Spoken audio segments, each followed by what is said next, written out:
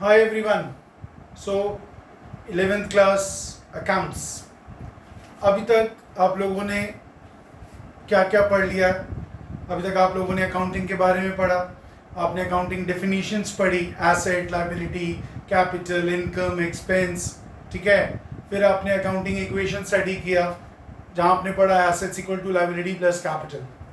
उसके बाद बच्चों कुछ थोड़ी सी थ्योरी और थी जहाँ आपने accounting concepts, principles, going concern, materiality, business entity and so आपने पढ़ा. आज एक्चुअल प्रैक्टिकल शुरू होने लगा है. आज वो दिन है जब आप शुरू करेंगे अकाउंटिंग को प्रैक्टिकली. सो आए हम स्टार्ट करें अकाउंटिंग को प्रैक्टिकली. आज जो हम पढ़ने लगे हैं बच्चों, ये ना ही आपको 11th में 12th में भी बहुत इम्पॉर्टेंट रोल प्ले करेगा. क्यों? क्योंकि जो हम आज पढ़ने लगे हैं वो हमारा फाउंडेशन है, वो हमारी बेस है. और अगर फाउंडेशन या बेस सॉलिड होती है तो इसका मतलब हम जीत जाते हैं, हम अच्छा काम कर सकते हैं. उसको करने के लिए आइए हम स्टार्ट करते हैं फाइनेंशियल अकाउंटिंग जो आपका है डबल एंट्री बुक कीपिंग में. चैप्टर जर्नल है इसका नाम, जिसमें हम 3 चीज़ों को कंसिडर करेंगे आज: account, type of accounts and journal. बच्चों अकाउंट क्या होता है? अकाउंट मतलब हिसाब किताब. हिसाब किताब मतलब मैंने कहा कैश अकाउंट. अब कैश अकाउंट क्या है? कैश अकाउंट में आप ट्रांजैक्शंस रिकॉर्ड करोगे. क्या रिकॉर्ड करोगे? कितना पैसा आया और कितना पैसा गया, पूरे मंथ में, हाफ ईयर में, ईयर में, जैसे मर्जी. सो इसका मतलब क्या हुआ? कैश अकाउंट क्या शो करेगा? कैश अकाउंट शो करेगा हमारे को ट्रांजैक्शंस, कैश आने की और कैश जाने की, और एंड में हमें क्या बताएगा? हमारे पास कितना पैसा बचा है. ठीक है. सो फिर अकाउंट का मतलब क्या है? अकाउंट क्या होता है? कैसा दिखता है? यही तो हमारी आज की डिस्कशन है. अकाउंट को जनरली अगर आप लोग सुनेंगे तो मार्केट में बच्चे जब जाते हैं पढ़ने या ऑफिस में देखते हैं आप, account is T shaped. Account is a T shaped format. So T shaped format, T shaped format का क्या मतलब है वो भी हम देखते हैं. सो एक अकाउंट में क्या करना है? अकाउंट क्या शो करेगा? Account will show summary of transactions. वो पूरा बताएगा क्या हुआ, कैसे हुआ, कब हुआ, कौन सी डेट को हुआ, कितना आया, कितना गया एंड सो ऑन. एक छोटा सा और एग्जांपल लेते हैं. आप डेटर्स का अकाउंट बनाओगे. अब डेटर्स का अकाउंट बनाओगे तो डेटर्स को क्या करते हैं हम? Credit sale. उनको आपने पूरे साल में सेल करी होगी, उनसे कुछ कैश आया होगा, कुछ उनको डिस्काउंट दिया होगा, और कुछ बैड डेट्स भी हो सकते हैं, और आपका सेल रिटर्न भी हो सकती है. तो उसका सारा हिसाब किताब कौन बताएगा? Debtors account. इसका मतलब an account shows summary of transactions. पहली बात. और हमने कहा टी शेप. टी शेप आओ मैं आपको अकाउंट का फॉर्मेट डिस्कस करता हूँ.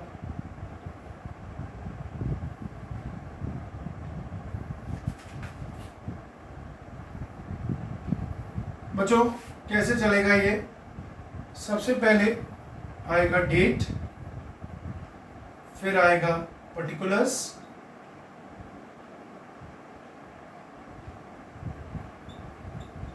फिर आएगा अमाउंट. इधर भी same, date, particulars, amount. Rupees में जो हमारी करेंसी है.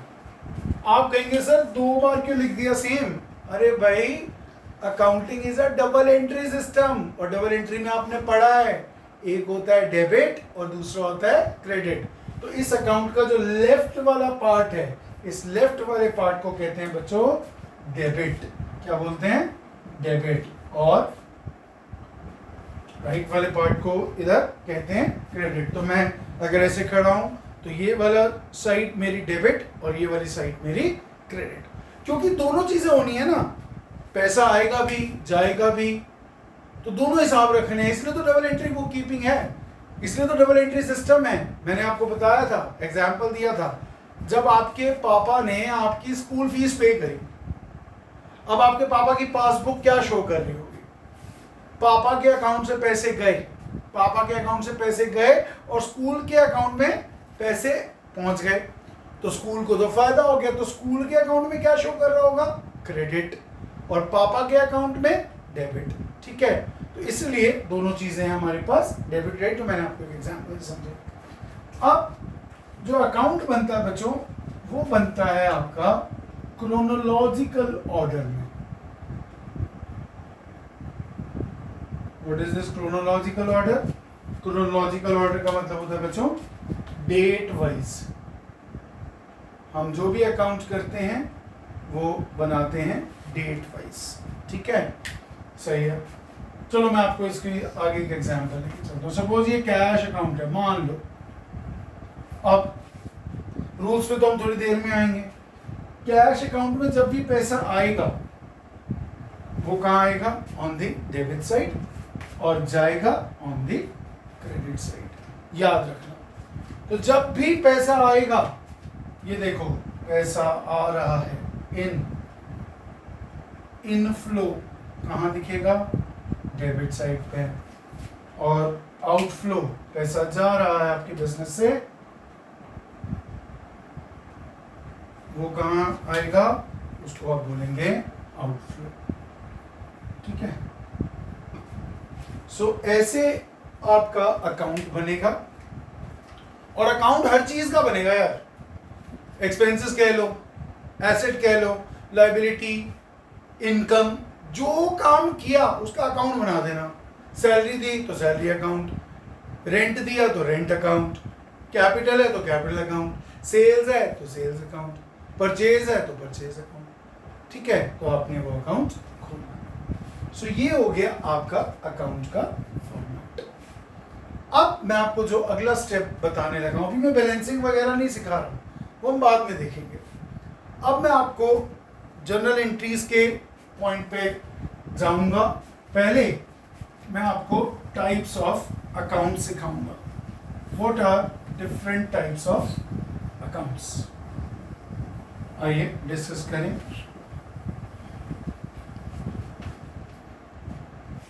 बच्चों, अकाउंट्स, टाइप ऑफ अकाउंट्स, ध्यान से देखना।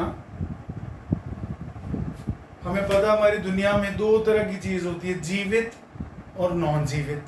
ठीक है, तो जीवित तो जनरली कौन होते हैं? इंसान। और नॉन जीवित कौन होते हैं? ये जो हमारी चीजें हैं, एसेट्स हैं, हमारी कार है, हमारी बिल्डिंग है, ये क्या सारी हमारी नॉन जीवित। ठीक है, अब टाइप्स ऑफ अकाउंट्स में हमारी पहली मेन कैटेगरी आती है आपकी, मैं अभी बात करूंगा। आप कहेंगे सर हमारे टीचर ने तो बताया था, स्कूल में बात हो रही थी traditional approach, modern approach accounts की। करेंगे बात, रुक जाओ, आ जाओ। सो टाइप ऑफ अकाउंट्स में पर्सनल और इम्पर्सनल। मैंने अभी आपको कहा पर्सनल इंसान या इंसान से रिलेटेड, और इम्पर्सनल जो इंसान से रिलेटेड नहीं। अभी देखते हैं impersonal further categorise into real and nominal. ठीक है, तो personal, impersonal, real, nominal. Personal में बात करते हैं जीवित व्यक्ति, आप और हम क्या अपने आप को बोलेंगे? हमें क्या बोला जाता है? We are natural persons. अभी एक एक बात करेंगे। So natural persons, Mohan, Sohan, Ramesh, Mukesh, ये कौन है? ये सारे नेचुरल पर्सन्स। उसके बाद आर्टिफिशियल पर्सन्स,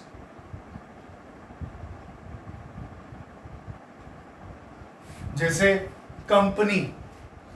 आपने अपनी बिजनेस स्टडीज चैप्टर 2 में पढ़ा है, फॉर्म्स ऑफ बिजनेस ऑर्गेनाइजेशन में, कि company is an artificial person. Sir company की कोई अपनी आइडेंटिटी वजूद नहीं होता, कंपनी जिंदा नहीं होती है। कंपनी आर्टिफिशियल पर्सन होती है जिसको रन करते हैं share holders through board of directors. ठीक है, तो ये हो गया। आप कहोगे सर तीसरा एरो भी लगाया, वो तो बताया नहीं, उस पर हम अभी क्वेश्चन मार्क लगाते हैं। आइए सो एक बार फिर देखते हैं, पर्सनल, इम्पर्सनल।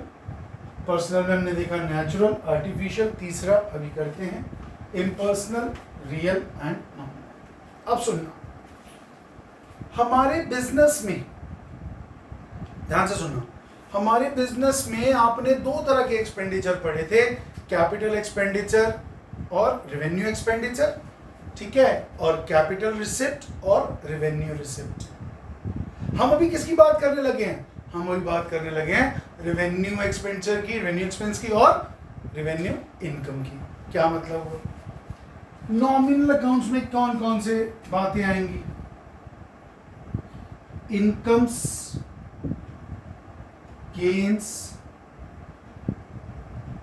लॉसेस, एक्सपेंसेस, और इनकम गेन्स के साथ मैं एक और ऐड कर देता हूं, प्रॉफिट्स। सो बच्चों, जितने भी आपके रेवेन्यू नेचर के एक्सपेंस है, मेरी बात ध्यान से सुन लो, रेवेन्यू नेचर के एक्सपेंस हैं वो आएंगे नॉमिनल। जितने भी आपके रेवेन्यू नेचर की इनकम है वो कहाँ आएंगी? नॉमिनल। तो आपने कहा salary account, salary account is your expense nominal account. ठीक है, आपने कहा सेल्स अकाउंट, वो भी आपका क्या हो गया? सेल से क्या होता है? सेल से इनकम होती है, सो इनकम्स नॉमिनल। आपने कहा मेरे हो गए गंदे डेटर्स। गंदे डेटर्स को क्या बोलते हो? गंदे डेटर्स को बोलते हो बैड डेट्स। ठीक है, अब इन बैड डेट से क्या हुआ? इन बैड डेट से हो गया लॉस। ये भी कौन सा हो गया? नॉमिनल। ठीक है, तो जितने भी रेवेन्यू, फिर मैं बोल रहा हूं, ध्यान रखना, नॉमिनल में revenue nature, revenue nature expenses and incomes जो बार बार हो रही हैं, जो रूटीन हो रही हैं, जो रेगुलर हो रही हैं, चाहे एक्सपेंस हो रहा हो चाहे इनकम हो रही हो। आपको इंटरेस्ट आ रहा है हर महीने, every month you are getting interest, revenue nature, recurring, repetitive. तो नॉमिनल में सारे आएंगे income accounts, gain accounts, losses accounts and expenses accounts. उसके बाद आया रियल। ध्यान से देखना बच्चों, यहां पर थोड़ी सी बात को समझना।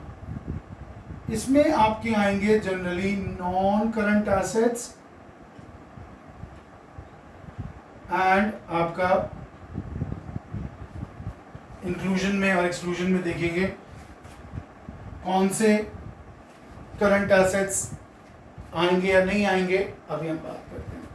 रियल में क्या क्या आएगा आप देखना ध्यान से, लैंड, बिल्डिंग,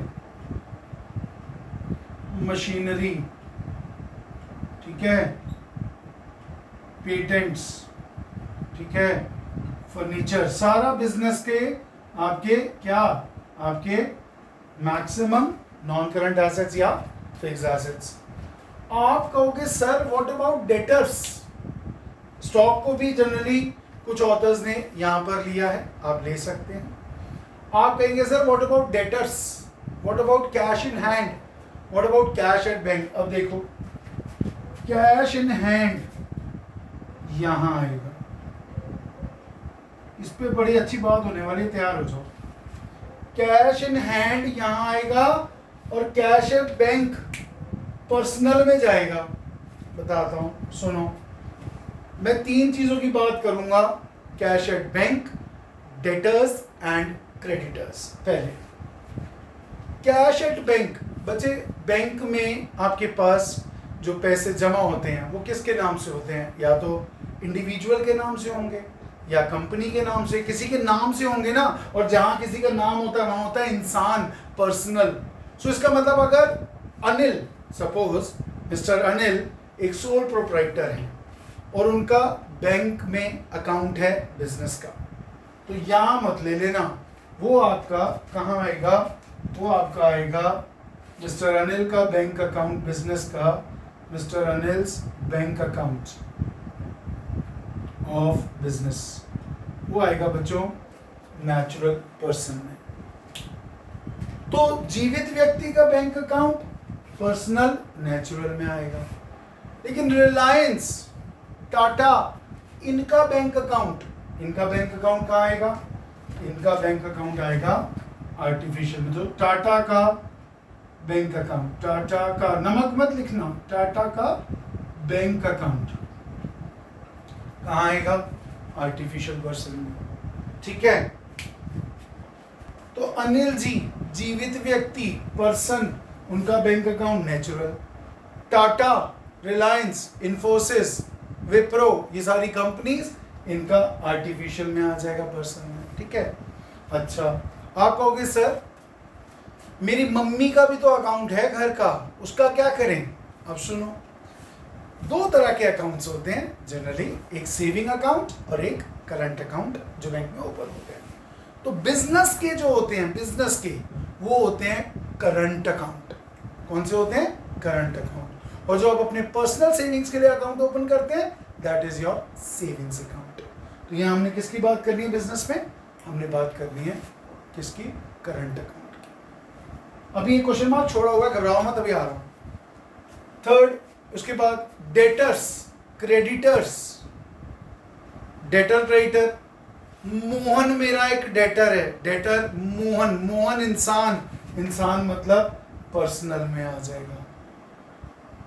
सोहन मेरा एक क्रेडिटर है, इंसान पर्सनल में आ जाएगा। एक्स लिमिटेड से मैंने गुड्स परचेज किए, आर्टिफिशियल पर्सन, एक्स लिमिटेड कहाँ आ जाएगी?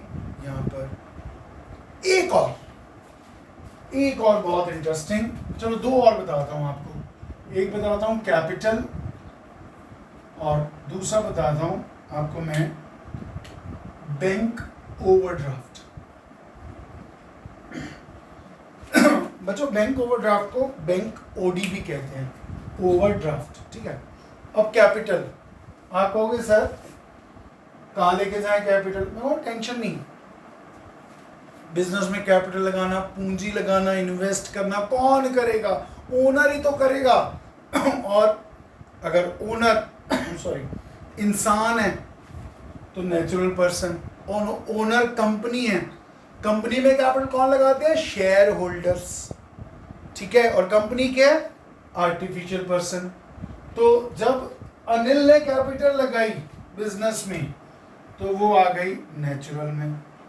और जो टाटा की कैपिटल है, टाटा की जो शेयर कैपिटल है, वो आ जाएगी आपकी इम्पर्सनल। ठीक है, यहां तक हो गया। तो ध्यान रखना इन चीजों का। हम सारी बात बिजनेस की लेके चल रहे हैं, हमें पर्सनल बातें नहीं करनी यहाँ पे। अच्छा चलो एक और सोचते हैं, ड्राइंग्स। अब कंपनी तो ड्राइंग कर नहीं सकती, कौन करेगा ड्राइंग? सोल प्रोप्राइटर करेगा, प्रोप्राइटर करेगा। अकाउंटिंग इक्वेशन याद करो, क्या करते थे अकाउंटिंग इक्वेशन? चलो आओ एक बार रिवाइज करें। जब तुम गुड्स अपने पर्सनल पर्पस के लिए निकालते थे, ओहो कार का बिजनेस है, मम्मी का फोन आया है, कार ले आओ घर के लिए, घर में कार की जरूरत है, हम टैक्सी में नहीं जा सकते, एक कार तुमने विड्रॉ कर ली अपने बिजनेस में से। तुम्हारा बिजनेस क्या है? Buying and selling of cars. तुमने एक कार निकाल ली, कार निकाल ली मतलब जो स्टॉक था, स्टॉक कम हो गया, एसेट में से स्टॉक माइनस कर दिया। अब राइट साइड आओ, कैपिटल में अकाउंटिंग इक्वेशन की, इससे तुम्हारी कैपिटल भी कम हो गई, क्योंकि तुमने डेफिनेशन में पढ़ा था ड्रॉइंग्स रिड्यूसेस कैपिटल और ओनर्स इक्विटी। तो ड्राइंग्स भी कहाँ आएंगी? प्रोप्राइटर की ड्राइंग्स भी आपकी बच्चों आएंगे पर्सनल में। पर्सनल में कौन सा? नेचुरल।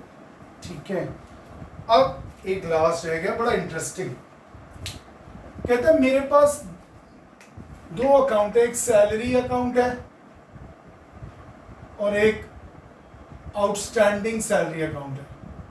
Outstanding salary account. अब देखो ध्यान से, हमने कहा था जो भी रेवेन्यू नेचर का अकाउंट खर्चों से रिलेटेड है वो आपका कौन सा है? नॉमिनल से खर्चों या इनकम से रिलेटेड है। तो सैलरी अकाउंट तो हो गया नॉमिनल, लेकिन आउटस्टैंडिंग सैलरी या मैं कहूं प्रीपेड सैलरी या सैलरी पेड इन एडवांस, ये क्या होगा बच्चों ध्यान से सुनना। अब ये जो आउटस्टैंडिंग और प्रीपेड वर्ड है ये किसी को रिप्रेजेंट कर रहा है यार, ये किसी को रिप्रेजेंट कर रहा है, ठीक है।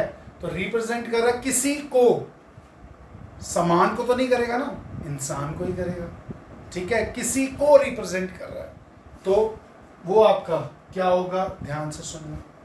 जब भी किसी नॉमिनल अकाउंट के आगे या पीछे आप कोई वर्ड अटैच कर देते, जैसे outstanding salary, prepaid salary, rent in advance, उनको कहते हैं बेटा, ध्यान से नोट कर लेना। चलो मैं इसको यहाँ लिख देता हूँ, रिप्रेजेंटेटिव पर्सनल अकाउंट्स, ये ध्यान रखना। इनको क्या बोलेंगे बेटा, रिप्रेजेंटेटिव पर्सनल अकाउंट। तो इसका मतलब वेजेस आउटस्टैंडिंग, अब आ गया ना वर्ड, आगे भी लग गया, कोई बात नहीं, घबराना नहीं। वेजेस आउटस्टैंडिंग क्या है आपका, रिप्रेजेंटेटिव पर्सनल अकाउंट। तो किसी भी नॉमिनल नेचर के आगे या सफिक्स या प्रीफिक्स लग जाए उसको आप क्या बोलेंगे, रिप्रेजेंटेटिव पर्सनल, क्यों रिप्रेजेंट कर। सो आइए समरी कर लेते हैं एक बार। हमने कहा अकाउंट टी शेप होता है, date particular amount, left hand side को डेबिट साइड कहते हैं, राइट हैंड साइड को क्रेडिट साइड कहते हैं। हमने कैश अकाउंट का एग्जांपल लिया था, कैश आएगा तो डेबिट साइड पे लिखोगे, जाएगा तो क्रेडिट साइड पे लिखोगे, एंड सो। फिर हमने टाइप्स ऑफ अकाउंट्स करे, हमने कहा इंसान, नॉन इंसान, इम्पर्सनल में रियल, नॉमिनल में सारे रेवेन्यू नेचर के एक्सपेंस और इनकम्स, गेन्स लॉसेस, वो सारे यहाँ सैलरी, रेंट, इंटरेस्ट। रियल में सारे देखो नॉन करंट एसेट्स नजर आ रहे हैं, साथ में कैश एंड नजर आ रहा है, कैश एट बैंक नजर नहीं आ रहा, क्यों, क्योंकि कैश एट बैंक तो यहाँ आएगा ना यार, वो तो बिजनेस में का है ना पैसा, वो तो नाम में होगा, या तो फर्म के नाम में होगा या इंडिविजुअल के नाम में होगा। अगर इंडिविजुअल के होगा तो नेचुरल, पर्सनल कंपनी के होगा आर्टिफिशियल, यहाँ तक हो गया। कैपिटल ओनर लगाता है, सोल प्रोप्राइटर है तो यहाँ, कंपनी है तो यहाँ। बैंक ओवरड्राफ्ट, हाँ बैंक ओवरड्राफ्ट होता क्या, कभी कभार क्या होता है, आपने कोई पेमेंट करी किसी पर्सन को, आपके करंट अकाउंट में सपोज 50,000 रुपीज़ पड़े हैं और आपने उसको पेमेंट कर दी 55,000 की। अभी जो 5,000 शॉर्ट हैं ये बैंक आपकी तरफ से पेमेंट कर देता है। तो जब बैंक एक्स्ट्रा पेमेंट कर देता है आपके बिहाफ पे, उसको कहते हैं बैंक ओवरड्राफ्ट। और याद करो बैंक ओवरड्राफ्ट क्या होता है, करंट लायबिलिटी, राइट। तो उसको भी हम ले गए। सिमिलरली ड्राइंग्स भी कौन करेगा, ओनर। तो ये यहाँ पर आपका फर्स्ट पार्ट कंप्लीट होता है। अब हम स्टार्ट करते हैं जर्नल, राइट। अब आई असली घड़ी, इंपॉर्टेंट थिंग, जर्नल बनाना है। हमारी अकाउंटिंग साइकिल कैसे चलती है, प्रोसेस कैसे चलता है। सबसे पहले हम बनाते हैं जर्नल। जर्नल में हम क्या पास करते हैं, जर्नल में पास करते हैं, हम रिकॉर्ड करते हैं जर्नल एंट्री, जो आज हम सीखेंगे। जर्नल के बाद बनता है लेजर अकाउंट्स, उसके बाद आएगा ट्रायल बैलेंस, उसके बाद फाइनेंशियल स्टेटमेंट्स या फाइनल अकाउंट्स, ठीक है। अब जर्नल को बनाने के लिए हमारे पास ट्रेडिशनल अप्रोच है, हमारे पास मॉडर्न अप्रोच है। तो आज मैं आपके साथ डिस्कस करूंगा ट्रेडिशनल अप्रोच, फिर मैं आपको उसकी एंट्रीज सिखाऊंगा, और नेक्स्ट क्लास में मैं आपके साथ मॉडर्न अप्रोच डिस्कस करूंगा बच्चों, और साथ में मैं दोनों अप्रोचेस से आपको कुछ इंपॉर्टेंट एंट्रीज भी करवाऊंगा और ये बताऊंगा कि आप इससे एंट्री पास करें या इससे करें, आंसर इज दी सेम। सो आज हम शुरू कर रहे हैं ट्रेडिशनल अप्रोच। कहते हैं ट्रेडिशनल अप्रोच क्या है। ट्रेडिशनल अप्रोच में बच्चों ये जो मैंने सब लिखा है इनको बोलते हैं 3 गोल्डन रूल्स, स्वर्ण नियम कानून, 3 गोल्डन रूल्स ऑफ अकाउंटिंग। ध्यान से समझिए, 3 गोल्डन रूल्स ऑफ अकाउंटिंग, ठीक है। तो 3 गोल्डन रूल अभी हम पढ़ने लगे हैं। जनरल एंट्री को पास करने के लिए बस आइडेंटिफाई करना कि कौन सा अकाउंट डेबिट होना और कौन सा क्रेडिट होना है, क्योंकि हमारी एंट्री है, अकाउंटिंग एंट्री है किस पे बेस्ड, डबल एंट्री पे। तो एक डेबिट दूसरा क्रेडिट, तभी तो अकाउंटिंग इक्वेशन बनी, तभी तो LHS इक्वल टू RHS होगा। ठीक है, सो तीन हमारे पास क्या है देखो, पहले मैं एक बार समझा देता हूँ फिर आपको इनको यूज करना सिखाता हूँ। ट्रेडिशनल अप्रोच में बच्चों रियल अकाउंट्स, पर्सनल अकाउंट्स और नॉमिनल अकाउंट्स जो भी हमने डिस्कस किए। अब रियल अकाउंट्स में क्या रूल है, डेबिट और क्रेडिट, कब डेबिट करना है और कब क्रेडिट करना है। मैंने मशीनरी खरीदी, मशीनरी अकाउंट याद करो, मशीनरी अकाउंट रियल अकाउंट, तो machinery is coming in, machinery आ रही है, मशीनरी कौन सा अकाउंट है, रियल अकाउंट। तो जब मशीनरी आएगी आप मशीनरी अकाउंट को क्या कर देंगे, डेबिट, क्या कर देंगे बेटा, डेबिट। ठीक है, सपोज दूसरा एग्जांपल, मैंने कार सेल आउट करी बिजनेस की, मैंने कार सेल आउट करी ना, कार मेरे पास से जा रही है, कार इज गोइंग आउट, तो कार अकाउंट को मैं क्या कर दूंगा, क्रेडिट, जब मैं एंट्री पास करूंगा। मैंने अभी आपको ये बताया कि जब भी आपके पास कोई नॉन करंट एसेट आएगा, जब भी आपके पास फिक्स एसेट आएगा आप उसके अकाउंट को क्या करेंगे, डेबिट व्हाट कम्स इन, और जब वो आपके पास से कोई भी fix asset non current asset जाएगा आप उसको करेंगे क्रेडिट, जनरल एंट्री पास करना। दूसरा आया पर्सनल अकाउंट्स। पर्सनल अकाउंट्स में दो व्यक्ति होंगे, दो लोग होंगे, कौन कौन, रिसीवर और गिवर। सो जहां रिसीवर होगा आपने अपनी बुक्स ऑफ अकाउंट्स के हिसाब से एंट्री करनी है, ध्यान से सुनो। आपने मोहन को कैश पे किया, आपने, आप मान लेते हैं आपका नाम है सपोज अनिल और आपकी बुक्स बन रही हैं। अब अनिल ने मोहन को कैश पे किया और हमें अनिल की बुक्स में एंट्री करनी है, जनरल एंट्री। तो मोहन कौन है, मोहन अनिल की बुक्स में कौन है, रिसीवर, तो मोहन के अकाउंट को क्या कर देंगे हम, डेबिट। तो जब भी आपकी बुक्स, याद रखना ये आपकी बुक्स हैं, आपकी बुक्स के हिसाब से देखा जाएगा सामने क्या हुआ है। आप कौन है, मैंने कहा था अनिल, आपने मोहन को पैसे दिए तो मोहन आपके लिए कौन हो गया, रिसीवर। ठीक है, तो आप इसको क्या कर देंगे, मोहन को डेबिट। मैं अभी सिखाता हूं। उसके बाद जब आपके पास पैसे आएंगे, रवि ने आपको पैसे दिए, cash received from him, Ravi ने आपको पैसे दिए। तो जब आप जनरल एंट्री पास करोगे तो आप अपनी बुक्स में रवि का अकाउंट क्रिएट कर दोगे। ये इंडिपेंडेंट केसेस हैं सारे, किसी का किसी से कोई लिंक नहीं है। तो जब आपके पास पैसे आएंगे किसी से, ठीक है, तो आप क्या कर देंगे, उसको डेबिट। जब आप किसी को देंगे, दोबारा देखते हैं, जब आप किसी को पैसे देंगे तो वो आपके हिसाब से कौन है, वो आपके हिसाब से रिसीवर है, आप उसको डेबिट कर देंगे। और जब आपके पास पैसे आएंगे किसी ट्रांजैक्शन से, किससे पैसे आएंगे, तो आप उसको क्रेडिट कर देंगे। थर्ड गोल्डन रूल क्या है, नॉमिनल अकाउंट्स। जब भी खर्चा होता है, जब भी नुकसान होता है, हमेशा दुख होता है, और दुख होता है सारे दुख को करेंगे डेबिट। सैलरी पे करी, सैलरी का अकाउंट डेबिट। रेंट पे किया, रेंट का अकाउंट डेबिट। बैड डेट्स हो गए, गंदे डेटर्स, उसका अकाउंट डेबिट।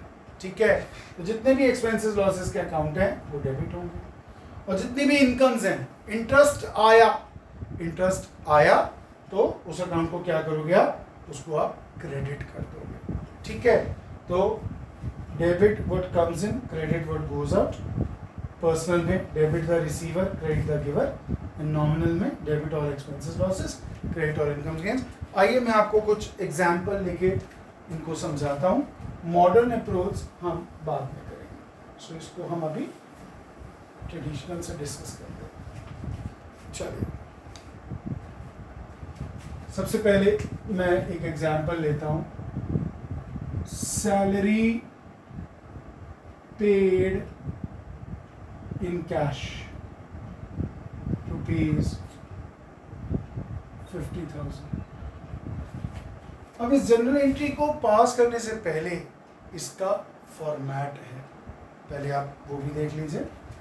फॉर्मेट में क्या क्या कॉलम्स आएंगे, डेट आएगी जिस दिन वो ट्रांजैक्शन हुई, पर्टिकुलर्स आएगा, एलएफ का मतलब होता है बेटा लेजर फोलियो, उसके बाद amount debit and amount credit, ये कॉलम्स आपके बनेंगे। सो ये आपका जर्नल का फॉर्मेट है, ठीक है।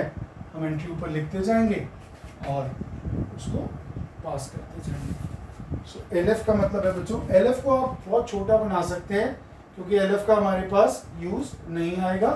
पर्टिकुलर्स वाले को आप बड़ा रखेंगे, एलएफ को आप बिल्कुल छोटा सा बना सकते हैं।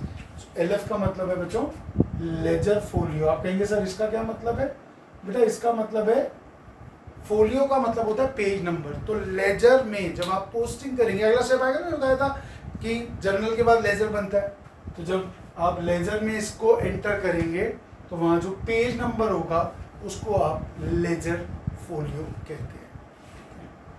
अब देखो ध्यान से, पहले मैं आपको बेसिक सिखाता हूँ, फिर जर्नल एंट्री पास करना सीखेंगे। बच्चों salary paid in cash, salary पे करी, आपके लिए ये एक्सपेंस है। सैलरी कौन सा अकाउंट है, याद करो, नॉमिनल नेचर। सैलरी पे करी, खर्चा हुआ, दुख हुआ, क्या करें आप इसको, क्या करेंगे, सैलरी अकाउंट को क्या करेंगे अपनी बुक्स में, डेबिट।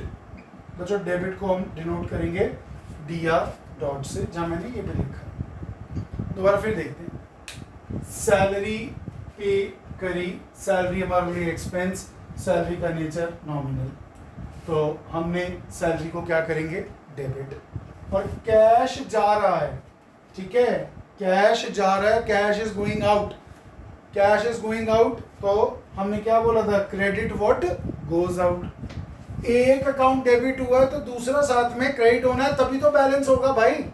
अगर दोनों अकाउंट डेबिट कर दोगे तो क्रेडिट किसको करोगे, LHS हो गया, RHS भी तो करोगे ना। तो कैश अकाउंट को क्या करोगे आप, क्रेडिट, ठीक है। ये हो गया आपका कॉन्सेप्ट। एक और एंट्री करते हैं, फिर मैं आपको इसका फॉर्मेट से सिखाता हूँ।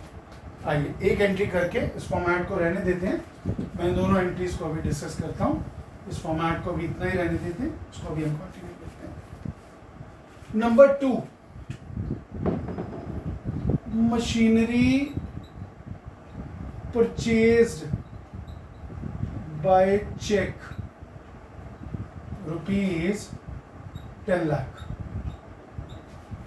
ओके, हमने अपने बिजनेस के लिए मशीनरी खरीदी, देखो मशीनरी कौन सा, रियल अकाउंट। मशीनरी आ रही है, जा रही है, मशीनरी खरीदी तो मशीनरी आ रही है, मशीनरी आ रही है तो डेबिट करोगे, मशीनरी को अकाउंट को आप कर दोगे जनरल एंट्री में डेबिट। और चेक मतलब पैसा जा रहा है, चेक मैंने बताया था, चेक आपके पास से पैसा जाएगा तो क्रेडिट व्हाट गोज आउट, ठीक है। तो आपकी पेमेंट हो रही है, आपके पास से पैसे जा रहे हैं, एक अकाउंट डेबिट हो गया और दूसरा अकाउंट आपका क्रेडिट हो गया। चाहे कैश से हो चाहे चेक से हो, तो चेक के केस में कौन सा अकाउंट आ जाएगा, बैंक अकाउंट, ठीक है। सो मशीनरी डेबिट हो जाएगी और ये क्रेडिट हो जाएगा। अब मैं इसकी आपको पोस्टिंग सिखाता हूँ, इसकी पहले जनरल एंट्री की, फिर उसके बाद जब हम लेजर करेंगे तो उसकी हम पोस्टिंग करेंगे।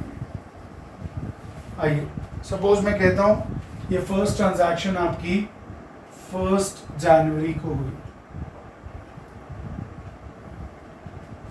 1 जनवरी XXXX, ठीक है। अब देखो लिखने का तरीका, सैलरी को डेबिट करना है और कैश को क्रेडिट करना है। क्रेडिट के साथ कभी क्रेडिट नहीं लिखेंगे, ध्यान रखना, क्रेडिट के साथ कभी क्रेडिट नहीं लिखेंगे। कैसे एंट्री पास करेंगे, देखो salary account debit to cash account, space रखना, थोड़ा सा स्पेस रखना, ये फॉर्मेट फॉलो किया जाता है, यहाँ डैश लगा दो। अब कितनी सैलरी पे करी, 50,000 और 50,000। सो देखो ये 2 का मतलब है जनरल एंट्री में कि कि ये क्रेडिट में आएगा। सो डेबिट के सामने डेबिट का अमाउंट और क्रेडिट के सामने क्रेडिट का अमाउंट। अब बच्चों इसके साथ एक चीज बड़ी इंपॉर्टेंट है, नरेशन। जैसे महाभारत के टाइम या किसी इवेंट के टाइम एक नरेटर होता है, मूवीज में भी कभी कभी नरेटर होता है, तो यहाँ पर भी एक नरेशन लिखनी जरूरी है। नरेशन लिखनी जरूरी क्यों है? क्योंकि सपोज आज मेरे अकाउंट्स मोहन देख रहा है, अभी मोहन 1 महीने बाद चला जाता है, अनिल मेरे अकाउंट्स मेंटेन करने आता है, तो मुझे पता होना चाहिए कि अनिल को वो चीज़ समझ आई नहीं आई। अनिल को कैसे समझ आएगी? जब वहाँ नरेशन होगी। तो नरेशन के बिना बच्चों आगे मत बढ़ना, और इसके मार्क्स होते हैं और ये इंपॉर्टेंट है। तो नरेशन कैसे लिखेंगे? बीइंग सैलरी, जो ट्रांजैक्शन हुई है उसको इंग्लिश में लिख देना, paid in cash. Being salary paid in cash. तो दोबारा देखो, सैलरी अकाउंट डेबिट 50,000, डेबिट कीजिए डेबिट, थोड़ा सा स्पेस देके टू कैश अकाउंट। तो ये आपकी हुई पहली जनवरी। दूसरी जनवरी हमने क्या बात करी थी? मशीनरी परचेज करी थी चेक से, ठीक है। मैं कहता हूँ वो 2 जनवरी को करी, ठीक है। आ जाओ 2 जनवरी, मशीनरी आई, डेबिट व्हाट कम्स इन, तो machinery account debit, machinery account debit to, फिर स्पेस देना, to bank account. Check account कुछ नहीं होता, बच्चे लिख देते हैं गलती से चेक अकाउंट, तो वो कुछ नहीं होता है, उसको ध्यान रखेंगे। अब कितने की थी याद करें? 10 लाख की थी, 10 लाख डेबिट में और 10 लाख क्रेडिट में। अब इसकी नरेशन क्या लिखोगे? बीइंग मशीनरी, वही line, being machinery purchased by cheque. लीजिए ये हो गई नरेशन। बच्चों ना नरेशन लिखने में यार बड़ी दिक्कत होती है, तो तुम लोग गलती मत करना यार, ठीक है। तो नरेशन जरूर लिखना। चलो 1-2 एंट्रीज और डिस्कस करते हैं। पहले आप ये लोग नोट कर लो। पहले मैं सैलरी पे करी, salary expense debit, nominal to cash चला गया क्रेडिट। एक का पता चल जाए ना, डेबिट होना है क्रेडिट हो, दूसरा अपने आप हो जाएगा, पेपर में फंसोगे ही नहीं, है ना। इसके बाद जब मैं आपको अगली क्लास में वो करवाऊंगा मॉडर्न अप्रोच से, तब आपको और आसान हो जाएगा, ठीक है। बस आपकी basic terminology asset, expense, liability, capital, income वो पक्की रखना, ठीक है, जो मैंने अपनी इनिशियल डेफिनेशंस में कराई। ये हो गया। आओ एक और एंट्री करते हैं, third entry, goods purchased by cash rupees 1 lakh. अब बच्चों याद रखना, जहां वर्ड गुड्स आएगा, ठीक है, या तो गुड्स खरीदोगे या बेचोगे। तो गुड्स जब खरीदोगे तो परचेज अकाउंट आएगा, ठीक है, और गुड्स जब बेचोगे तो सेल्स अकाउंट आएगा। अभी मैं इसकी सेल्स की भी आपको करवा देता हूं। So goods purchased by cash, cash गया, गुड्स आए, कैश गया। जब भी कोई चीज आती है हम उसका स्वागत करते हैं, हम उसको कहते हैं आइए डेबिट हो जाइए। हमारे पास एज पर रूल्स हमारे पास क्या हो जाएगा? गुड्स परचेज में परचेज अकाउंट डेबिट, ठीक है। कुछ लोग कहते हैं ये एक्सपेंस भी है नॉमिनल नेचर का, हाँ, डेबिट ऑल एक्सपेंसेस, क्योंकि परचेज करने से एक्सपेंस होता है, ठीक है। तो एंट्री क्या पास करेंगे? मैं कहता हूँ ये 3 जनवरी की एंट्री है। चलो, गुड्स आए, परचेज किए, परचेज अकाउंट क्या हो जाएगा? डेबिट। और कैश गया, कैश गया मतलब क्रेडिट। तो आइए क्या लिखेंगे? Purchase account debit to cash account, amount 1 lakh, amount 1 lakh. और नीचे इसके नरेशन लिख दीजिए, being goods purchased, being goods purchased for cash. लीजिए नरेशन भी हो गई। 1-2 सेकंड लगते हैं नरेशन लिखने में, लेकिन लिख देना यार, नंबर कट जाएंगे नहीं तो। चलो इसकी उल्टी करते हैं, reverse entry. Goods sold for cash, goods sold for cash ₹60,000। अब मैंने आपको कहा था गुड्स के केस में या तो परचेज अकाउंट आएगा या सेल्स अकाउंट आएगा। तो यहाँ सेल की है, सेल करिए मतलब फायदा होगा, फायदे, सारे फायदे, नॉमिनल नेचर क्रेडिट, और कैश आ रहा है। जब भी कोई चीज आती है हम कहते हैं डी फॉर डेबिट, आ जाओ। तो इसमें क्या करोगे, मैं इसको 4 जनवरी मान लेता हूं। जब कैश गया था तो क्रेडिट हुआ था, आएगा तो डेबिट हो जाएगा। Cash account debit to sales account, ठीक है। हमने कितने की सेल्स मानी है, 60,000 की, यहाँ डैश लगा दो, यहाँ आ गया 60,000, यहाँ भी आ गया 60,000। नीचे नरेशन लिख दो, क्या लिखोगे, being goods sold for cash. लीजिए, सो आज के लेक्चर में हमने पूरा बेसिक कवर कर लिया है। तो इसका नेक्स्ट लेक्चर होगा, बच्चों मेरी बात ध्यान से सुनना, उसमें मैं आपको इंपॉर्टेंट एंट्रीज कराऊंगा। अभी मैं जीएसटी कवर नहीं कर रहा हूँ, उसमें आपको इंपॉर्टेंट एंट्रीज कराऊंगा और उसके बाद आपको आगे और क्लैरिटी होगी। आज के लिए हमारा ये टॉपिक ओवर होता है। Thank you.